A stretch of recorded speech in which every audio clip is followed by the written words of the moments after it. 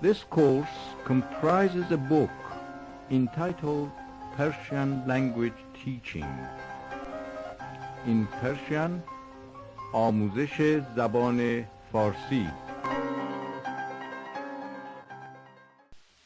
کلید تمرین 51. 1. آرایشگاه کجاست؟ آرایشگاه روبروی مغازه پدرزن حمید است. 2. آیا خیابان کارگر همیشه خلوت است؟ خیر، این خیابان همیشه شلوغ است. 3. آیا در مغازه سبزی فروشی آقای احمدی میوه هم هست؟ نه، در مغازه سبزی فروشی میوه نیست. 4. کفاشی در کدام سمت مغازه آقای احمدی است؟ کفاشی در طرف چپ مغازه آقای احمدی است. 5. آیا مغازه پدرزن حمید در یک کوچه باریک است؟ خیر، مغازه پدرزن حمید در خیابان است. 6.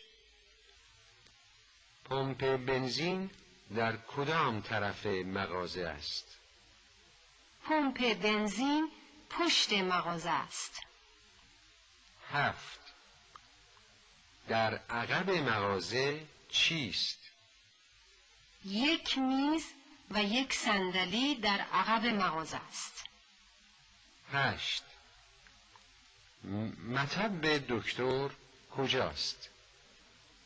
مطب دکتر روی مغازه سبزی فروشی آقای احمدی است. 9. چه نوع مغازه هایی در خیابان کارگر دیده می شود؟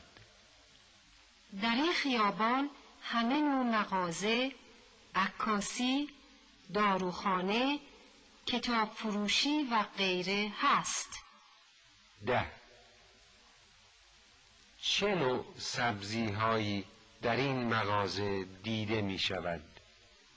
همه جور سبزی، جعفری، نعنا، اسفناج و غیره در این مغازه هست.